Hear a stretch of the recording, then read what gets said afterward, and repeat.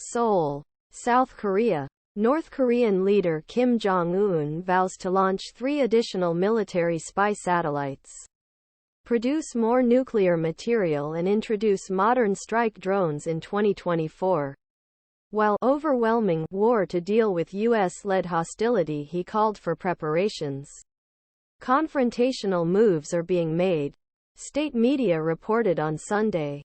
Kim's comments, made during a key meeting the ruling Workers' Party to set state targets for next year, suggest he will intensify a series of weapons tests ahead the U.S. presidential election in November. At a 5-day meeting that ended Saturday, Kim said evil anti-North Korean moves by United States and its followers had reached extremes unprecedented in history and had brought Korean Peninsula to brink of a nuclear war. Kim cited expansion of U.S.-South Korea military exercises and temporary deployment of powerful U.S. military assets such as URS and nuclear-armed submarines in South Korea. These steps were taken by allies since last year in response to North's weapons testing spree. He announced that the country plans to launch 3 more military spy satellites next year, in addition to the first reconnaissance satellite launched in November. He underlined the need to establish a reliable basis for building more nuclear weapons, an apparent reference to facilities producing fissile materials such as weapons-grade plutonium and highly enriched uranium.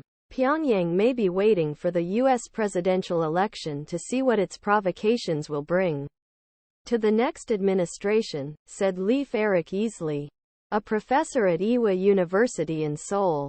The Kim regime has closed the political door on denuclearization talks but may offer rhetorical restrictions and a testing freeze in exchange for sanctions relief, Easley said. While North Korea has no intention of giving up nuclear weapons, it may try to get paid by acting as a so-called responsible nuclear power.